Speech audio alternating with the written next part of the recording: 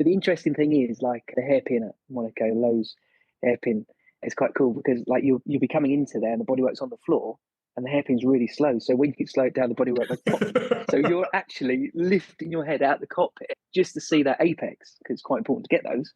So yeah, that's cool. And then exiting the corner, the bodywork drops again. Oh, that's okay. I'll see where I'm going now.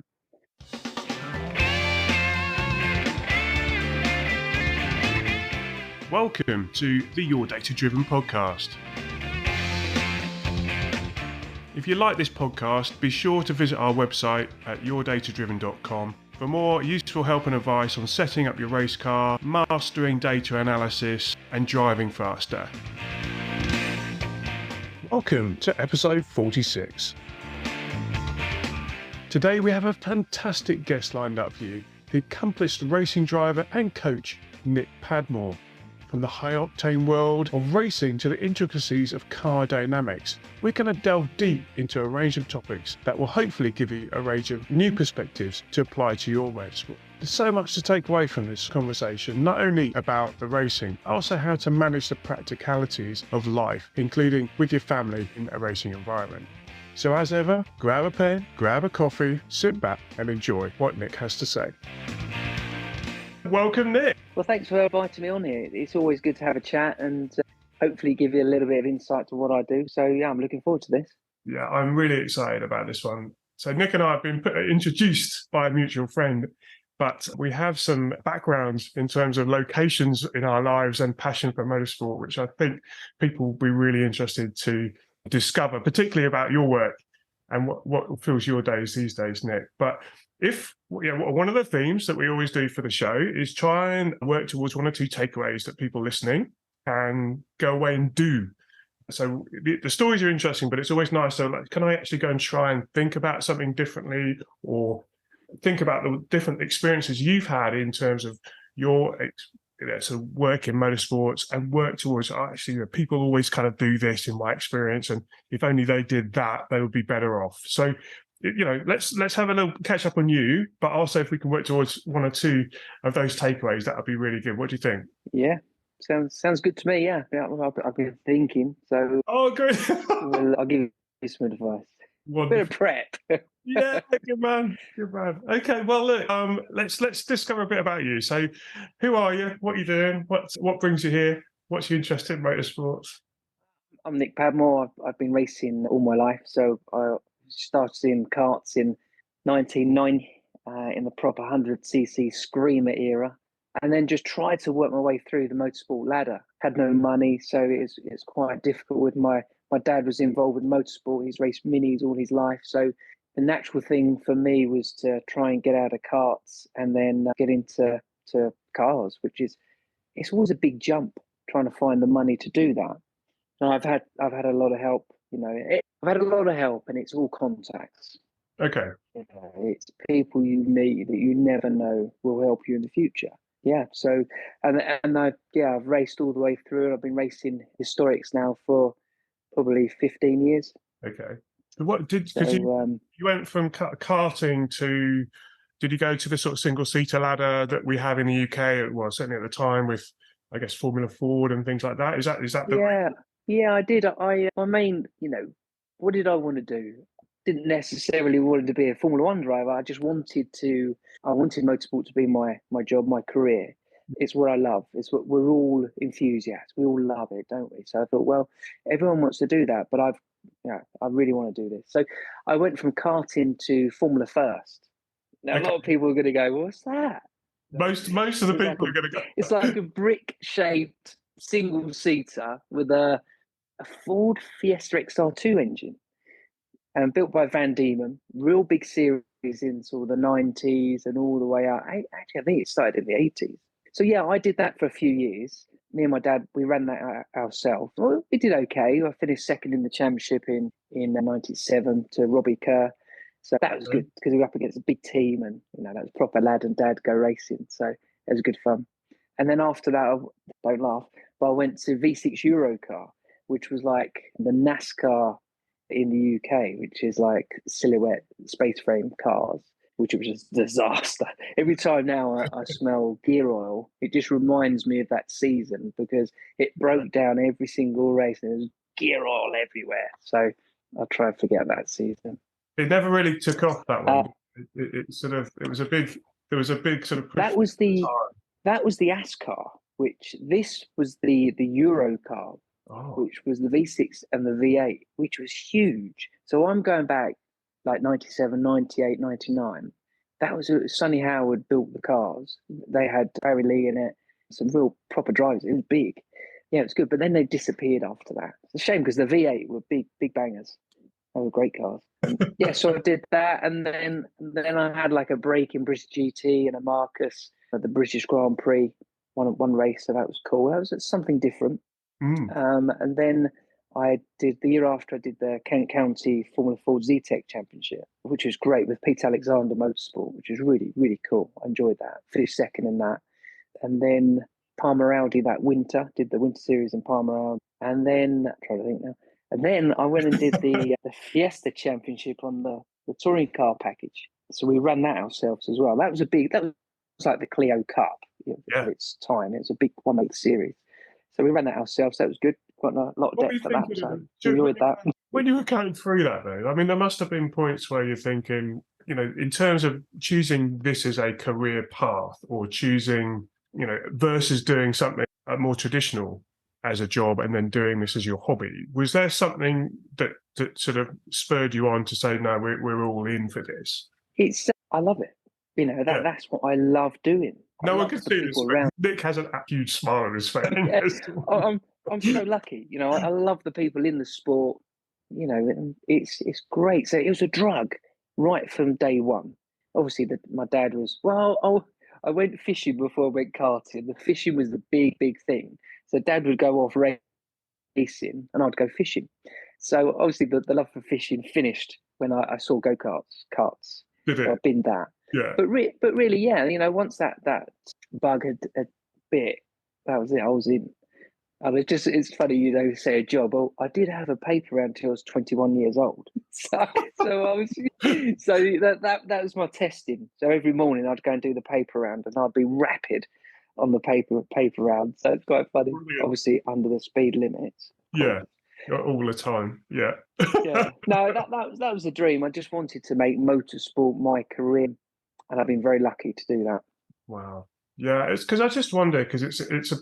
You say about the drug, and I think a lot of people listening will be nodding internally, if not externally, to that idea. And it's just often interested to work out what it is that makes it that way. Because is it the speed? Is it the competition? Is it the knowledge bit?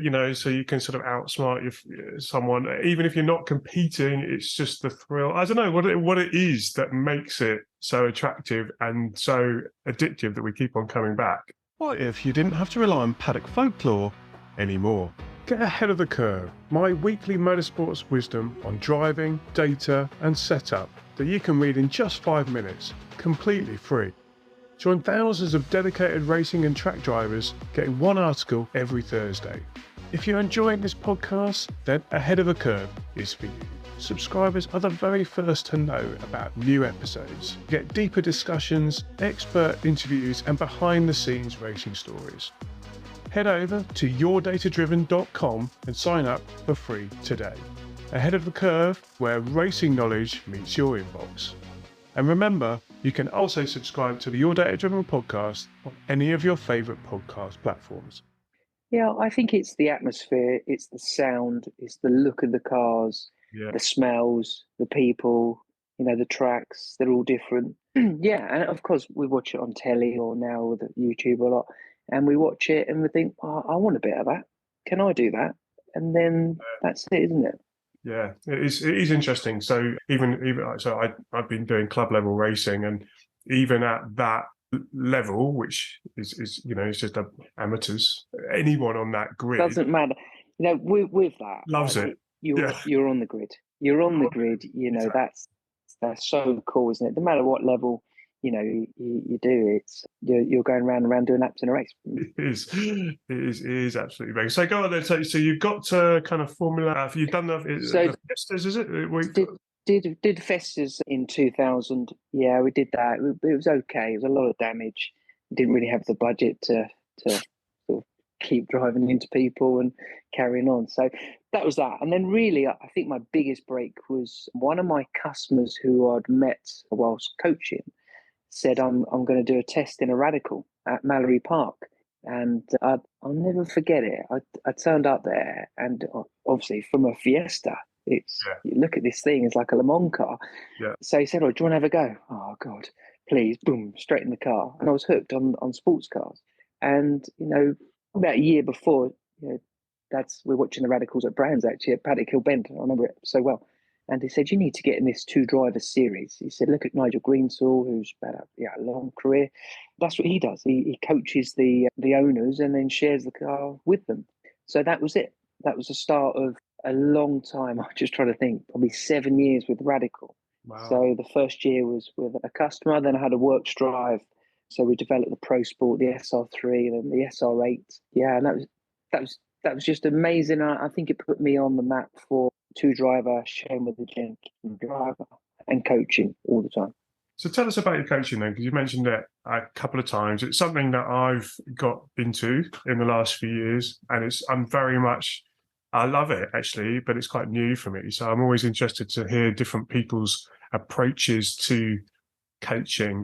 We had a quick chat about Rob Wilson just before we started the show, and all the different types of approaches. So what is it from a coaching point of view that how do you approach coaching with someone? Well, it's something that I've built over the last 7 years, and it's something I really enjoy doing. Right. It's most of them want to learn, and it's all about trying to get their confidence up. If they have a confidence, then they're going to listen, and then they're going to apply what you're trying to get them to do. So most of my customers they race historic cars, so they move around a lot. So you can imagine, something with a lot of power always wants to go sideways. So it's trying to just say to them, well, yeah, that's normal. It's going to do that. It's the tyre, it's the suspension, it's other things as well. So everyone's different. Every day's different. Every car's different. So you've just got to work out, what do they want to achieve? Is it all about the last couple of attempts? No. And it's just making sure they leave at the end of the day and they're improving. They've really enjoyed it. Yeah. So one of the things that I hear from other coaches is there's sort of a difference in approach, and I've got a little experience in the world of Olympic sports as well, and working with those kind of coaches. Sometimes I look at motorsports and think, from a coaching point of view, we've got a lot of opportunity to learn from how they are developing humans and athletes. Whereas I think that if they would put their hands up and say the other way around. I think they've got a lot to learn about technology and applying processes and data and things like that. So from the coaching point of view, from that mind's perspective, they have like an idea of like the instructor and then the coach as being kind of different roles that you play. So you're very much, does the person know what to do? ? Are they doing it very well, and what other support do they need to be able to do what they already know they need to do? There's different kind of challenges you've got depending on someone's stage. So is that something you've thought through with your coaching as well? Yeah, I have, and the way I coach, it's not sort of turn up. There's that corner. you've got to turn in. That's not what I do. So for me, it's the whole picture. It's obviously you can go into how a race weekend works, and then you're talking about your fitness, your diet, your hydration before the event, during the event, and after. So that's something I do cover as well. But it's the car as well. It's not just, I'm going to coach you today. Actually, we're driving your car. How can I get that car better for you to feel more confident so you can drive faster and safer? So there's that element to it as well. So it's a whole package, and I'm not selling myself here, but that's what I enjoy doing. So rather than just, driver, this, no, it's the whole package. Yeah. So does that involve? It's okay if you want to say yourself. That's absolutely fine. Yeah.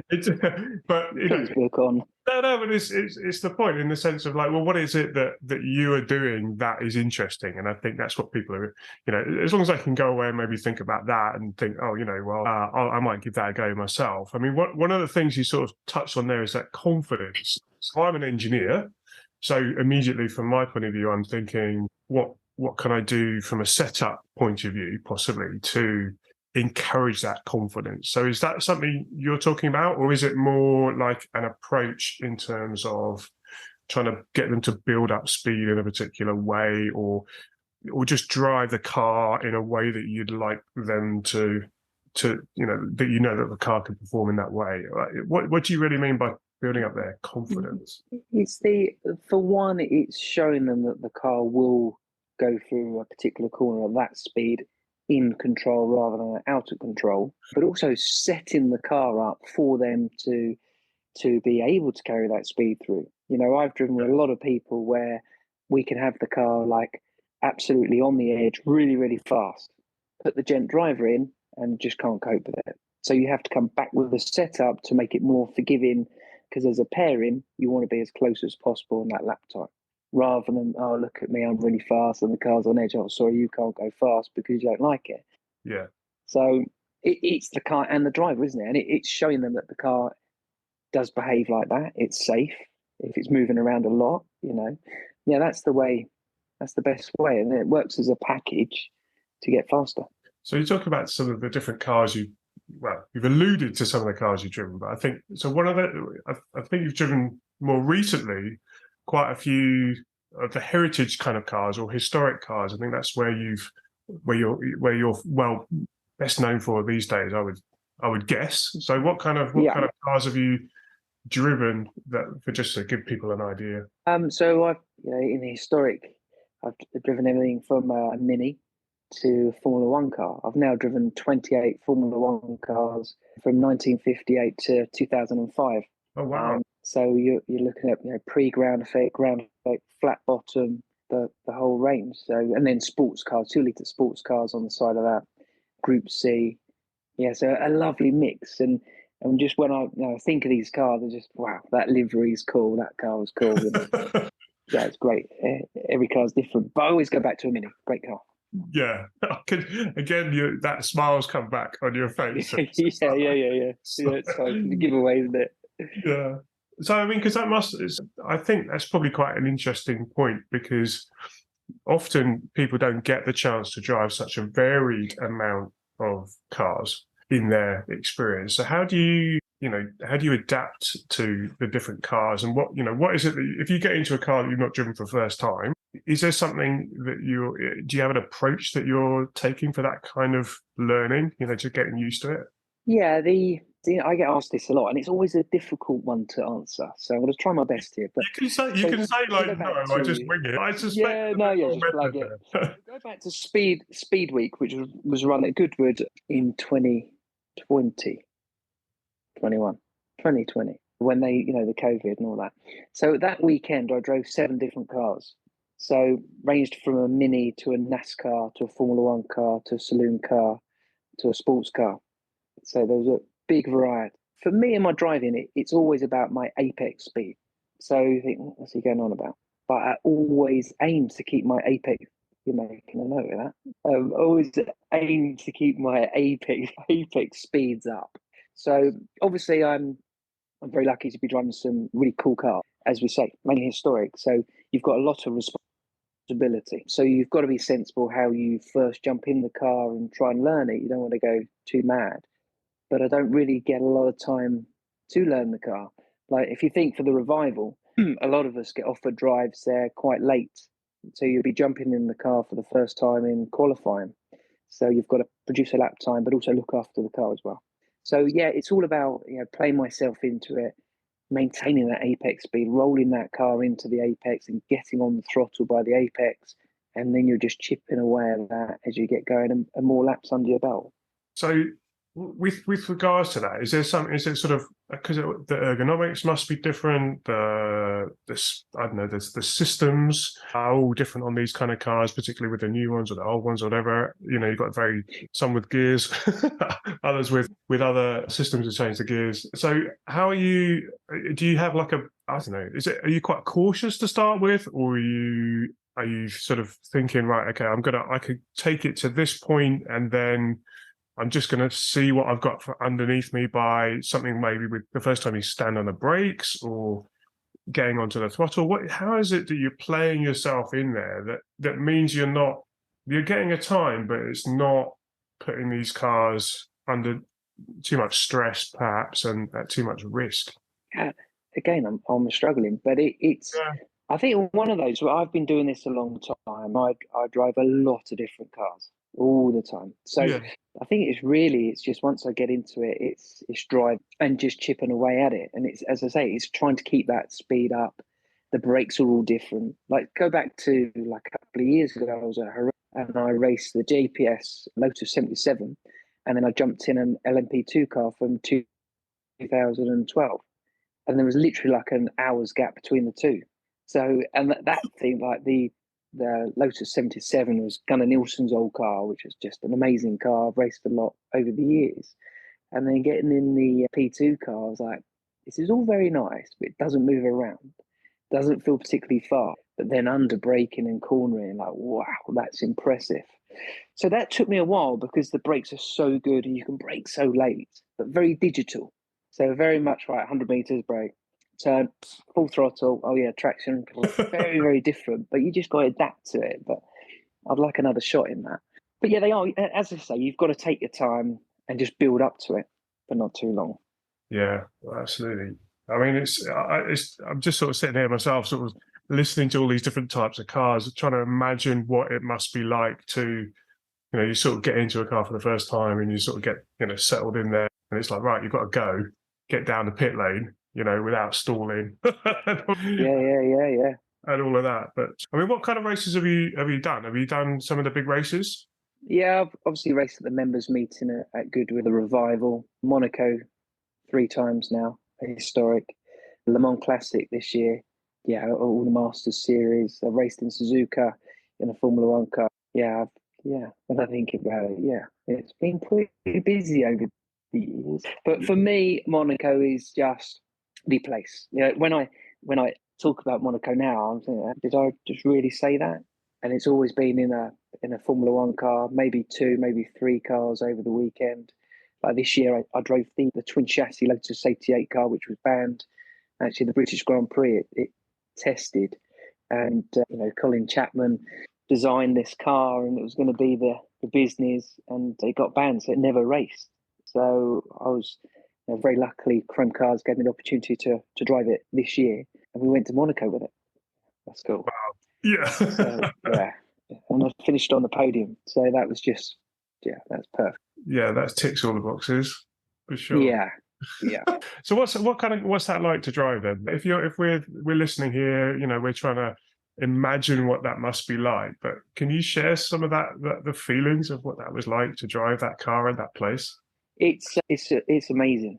If you can imagine that, a few people might have sat in a single seater, yeah, and this is big. So when you're sitting in it, the bodywork's quite high up.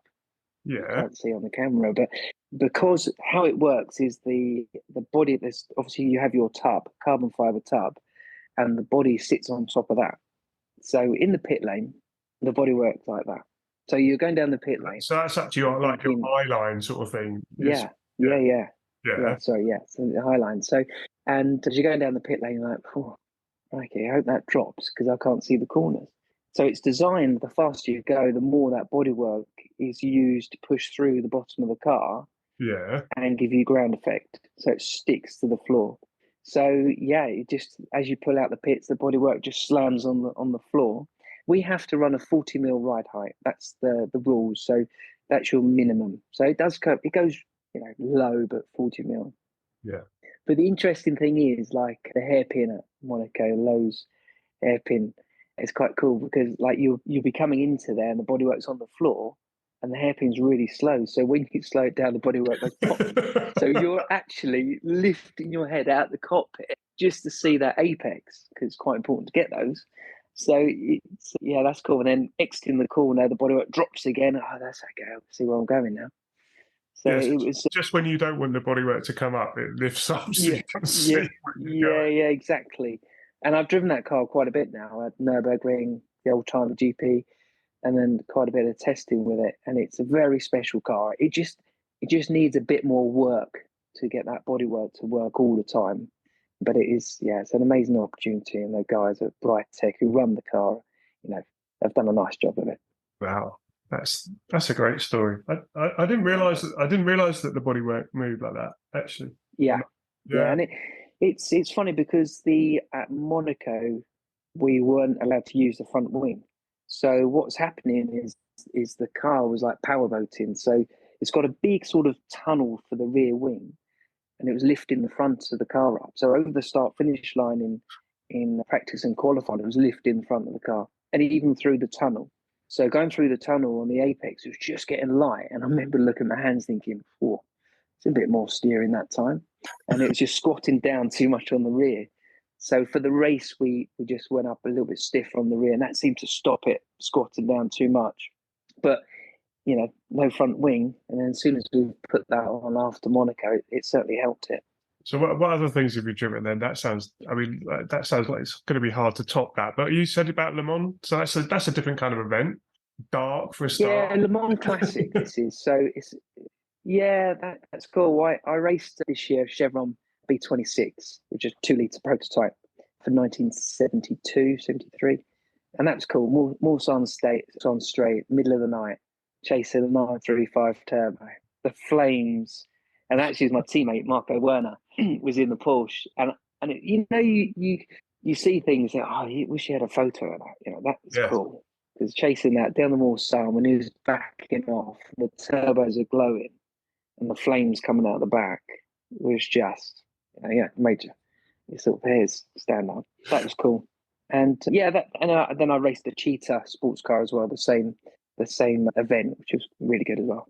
That sounds amazing. So I'm trying to think back to, because I could talk about the historic stuff all day. I'm just really keen to listen to it all. But I'm just also thinking about the people listening and what can we take from that, and sort of go, right, well, how do I apply that into my own racing? So you mentioned the driving and adaptability. We talked about coaching a little bit. You talked about setup and changing the setup to make the car a little bit more forgiving for a driver. So of any of those sort of subjects, what kind of things would you sort of, maybe there's one or two things you might suggest for us to think about, particularly on the setup, for example? Like what would you do to try and make that setup a little bit more forgiving? Is that just sort of in tyres or anti-roll bars or something like that? Is that kind of where we start, or have you got?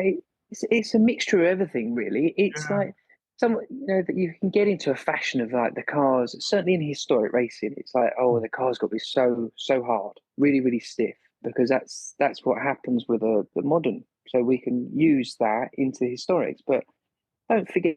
Yeah, I don't know if you've seen some of the historic tyres, but the sidewall is huge. So the car moves on that sidewall a lot. So really, there's a big giveaway there anyway. So if you run the car really stiff, it's going to be quite nervous over the bumps and quite twitchy mid-corner.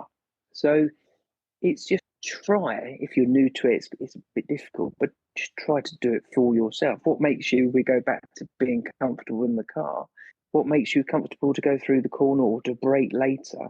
It's just trying things. And if you have like someone who's good on setup, an engineer, they can help you, or a coach, they can all help the car get better for you. I think, if you go down the road where the car is too stiff, you're not going to feel it too much.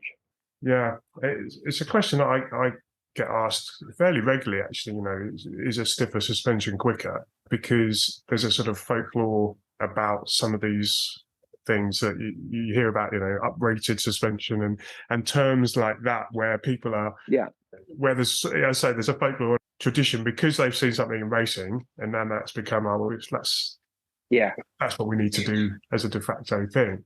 But it doesn't always translate to them and their car and that understanding. So it's interesting you say about almost making the thing more compliant, so given the tyres you've got there. So It's like last week I was testing a Lola T70 Spider at Goodwood, and it had like a modern setup on it, and I know the cars well, and I know the track very well. Yeah. And I went out in that, and it was so stiff. Like, you obviously know Goodwood, breaking into the first corner there. It was over the bumps, and then try and turn, and we've got the crest on that first apex. It was a handful. Those Can-Am cars are a handful anyway, but this just made it so bad. And it was literally just going back a few clicks with the dampers all round, just transformed the car. And the owner couldn't believe it, because he's been driving it all year, and he's been saying, "Oh, it feels nervous." It's a '60s Can-Am car. He's going to be nervous. But, just by doing that, gave him that confidence, and then the lap time started to come down. But so we go back to feeling, confidence, that's where it is. I think, another thing that we talked about on this show a little bit before is not being afraid to try stuff and change things. And if you've got some theory behind it, but it's kind of worth like trying some things rather than sort of pursuing something that feels unsettling, as it were. You might as well try something different. And if the worst that can happen, all being well, you still bring it back in one piece. But from a handling and feel point of view, you can always go back to what it is, what you've had before. Yeah. It's just, let's try something different. So the interesting thing for you is you've got such a broad range of experience in lots of different types of car that you can get into a car and have that feedback straight away. Like you obviously felt it was too nervous or too stiff straight away. Whereas something that hasn't got your experience, they'll be like, well, I don't have the confidence maybe or the knowledge to know the difference. But so they just keep it as it is and we'll just drive best we can. Yeah. And so one of the things that, I've seen people do successfully is then to try, it's just to try and change something. Yeah. Yes, we're not 100% sure if it's going to make it worse or make it better, but let's change something and see and see if we can feel the difference. And we've had a little bit of success with that this year because I'm very much I'm more engineer. I'm an average engineer and a not very good driver. So, but the point being is that when think, actually, I could, if I make this change, will I even feel it? Will it make any difference? And it's been surprising for me to experience that, because in theory it should be quite different. But then I was like, that's all very well for the laptop, but on the car, is it actually going to feel any different? And quite often it does. And you think, right, okay, so now I've got another sort of mental data point of we've made this adjustment and it's felt different. So whether it was good or bad or whatever, it means that we've got something that we can work with on the setup and try different things. And like you say, it's amazing that such small things can transform people's confidence. Yeah. And it's when I've had this with my Mini that I run. It's like you go testing and you're there all day, and they're normally quite short sessions, aren't they? And it's not a cheap day out, is it? Yeah. And you almost get into the okay, and do you want to try a change? Oh, it's the next session. And you don't get a chance. It's almost like I've suggested, previously, is like you do your morning, right? For over the lunch, you have an idea of what you want to try on the car. So on the dampers, the roll bar, and give it a go. But always make a log in a book.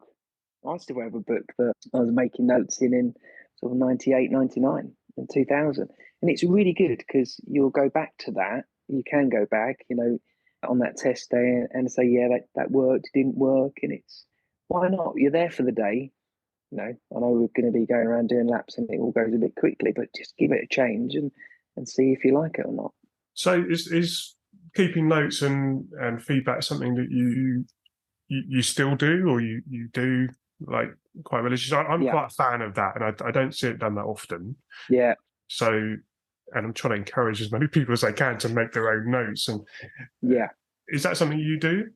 Yeah, I do. And after every car race or test, I always make a note on my phone, and then just so I can go back to it, and then that note will go to the owner or the team, and they got a full list of what I think of the car, plus or minus. You can't be too shy. I don't want to say that about the car. It is what it is.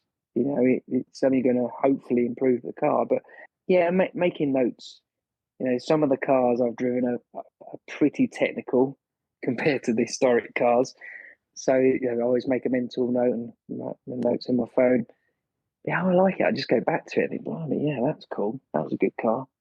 And then why not try that setup that you just tried on that car? Why don't you bring half of that over to the next one? Yeah, absolutely. And so it's good. Do you make notes in terms of the driving, or is it what kind of things do you put on your notes? Because some people like a track map and they drive, write different things, and like if you're sort of you might put like the gears that you're going to use for each corner. You might put some references or something like that. Or people have got it's a very personal thing what they note down. Yeah. Do you do some of that stuff, or is it more kind of car setup balance, or is it any drivery type stuff as well? No, for my coaching, yeah, a track map, and they get the map with all the references and everything else. For myself, it's setup. What did we try? What was good? What was not very good? What have I seen on another car? What would I like to try again? Those I really enjoy doing. I really enjoy having those little notes.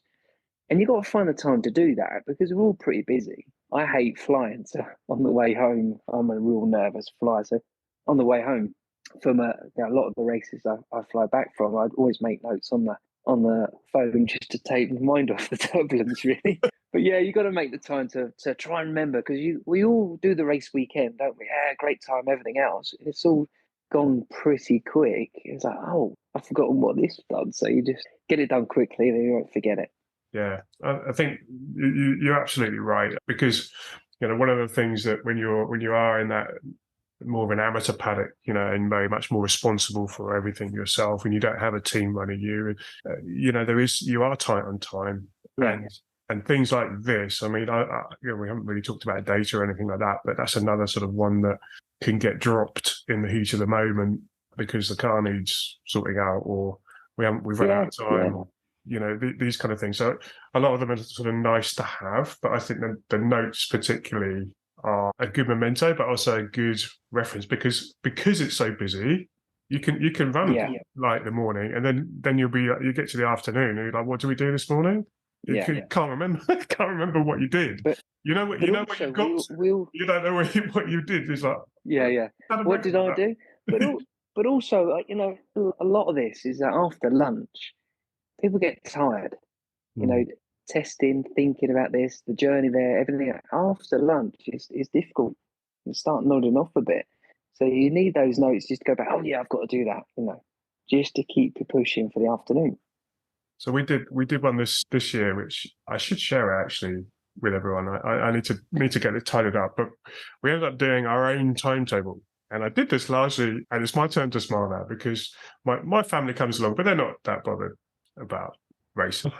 My wife in particular is just like literally why would anyone want to come and hang out here and do this? Because it's not super glamorous, and if you're not involved, you're interested.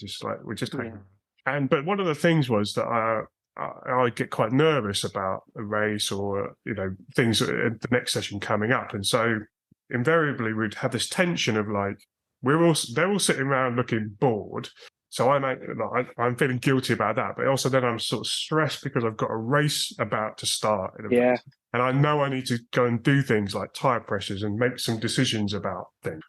And you have this sort of tension of like, no one's enjoying this moment. And so what we did is we created a timetable, but our own personal time. So we had all the sessions that we were going to do. And then they said, well, what would we like to do before each one? Right. Well, we've got to make a decision about tire pressures. We've got to do you may not believe me, but I do some sort of exercises and things just to warm up a little bit. Yeah.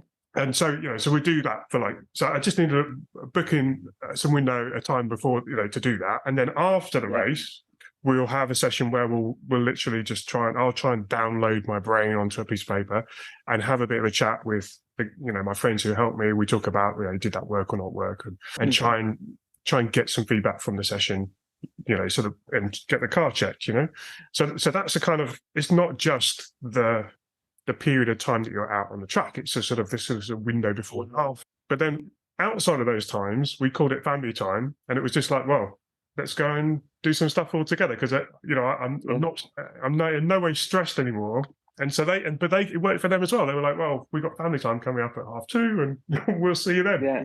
And it's just being organised, isn't it? It's just being It's like organised. you know what you're going to be doing for the day. There's your quali, there's your race or whatever. And it's finding that time. What's quite funny is when I drive quite a few cars over the weekend, is trying to find that time. Yeah. Because you're nipping in and out of different cars and then you think, I haven't even had lunch yet. And that it might sound like a silly thing, but these things of drinking water, eating at the right times really do help. Have you got a heart rate monitor on you for the day or anything like that? In the past I tried that. It was quite interesting, but I must try that again this year. Actually, it'd be pretty good. But those things, as I say, the water, the dehydration creeps in is not good. The reason if you've got a late race. So one of the reasons I mention it is because I did it with a driver I was coaching, and he had just one you wear on your wrist, nothing too serious. But we looked at he's quite a fit guy, so his resting heart rate was quite low, and then did his first session, it kind of went up, as you'd imagine. But what was interesting, what I thought was really interesting, is that when he got out of the car, his heart rate didn't come right back down to where it had been before. It stayed elevated. Yeah. And norm. And I just think that because even though he wasn't in the car, it was just we're at the races now. We've got the adrenaline's still there a little bit. We're going to go out again in a minute. Mm-hmm. And so what was really interesting for me was that I hadn't thought about that before. As yes, you're using energy when you're out on the track, but when you're not on the track, make sure you sit down, have a snack, have some rest a little bit, because we all stand up and we just spend the whole day on our feet talking to people. Yeah, that's right. Definitely. And the fitness bit is a question. But he gets to the end of the day, and he was pretty tired as far, And then people like my wife go, "Well, he's only sitting in the car, isn't he, driving around?" There's a bit more to the classic thing, isn't it? Yeah, that's the classic thing. We're only sitting in the car driving around in circles. But as we say, like with something like the revival, which is busy, so busy. Yeah. And I find that like you're up at sort of 8 o'clock and out, you're at the track and you don't stop meeting people because it's a cool thing. So many people that come to Goodwood and, other races. At the end of the day, you're like, crikey, I've had to get in a couple of cars as well. I'm not complaining, but you're going back to that, finding some time to chill out, get yourself ready. I do that before every race anyway. I'll try and find like half an hour where I just go and chill, a few stretches, get my mind in gear, and then into the assembly area. God, the heart's going already. And away we go. Do you listen to music, or do you... I'll miss it. Do you listen to music? No, I don't really. No. I tried that many, many years ago, but no, so my race weekend starts on a Wednesday. So Wednesday comes and I'm already getting my eyes in and just getting organised. So by the time I get there, I'm just focus on what I've got to do and can't wait. Yeah, exactly. Yeah, absolutely. Look, Nick, I don't want this conversation to end, but I've just looked at the time. I really appreciate you taking the time. It's been really fascinating. So look, just thank you so much for making the time and sharing your stories with us today and those tips. It was a real privilege to have you on the show, and thank you very much. Well, thank you very much, and hopefully it gave your listeners an insight to what I get up to, and if you can take a few tips with the coaching away from that, it's a happy days, really. Wonderful. Thank you so much. Brilliant. Thanks very much. Well, how great to have Nick on the show. I really hope you enjoyed it as much as I enjoyed talking to him. What a fascinating journey and experience he's having in the world of motorsports. And it's much more than just speed. It's about the strategy, intuition, the data analysis, and most importantly, that love for the sport. I really hope you found this conversation as insightful as I did. Remember, whether you're on the track or off it, the key to success is in the continual learning. So keep learning, keep driving, and this is your host, Samir Abid, signing off until next time. You may know that at the end of season 1, I wrote the Motorsports Playbook, a summary distilling the first 20 shows into nuggets of wisdom. I made the notes so that you don't have to.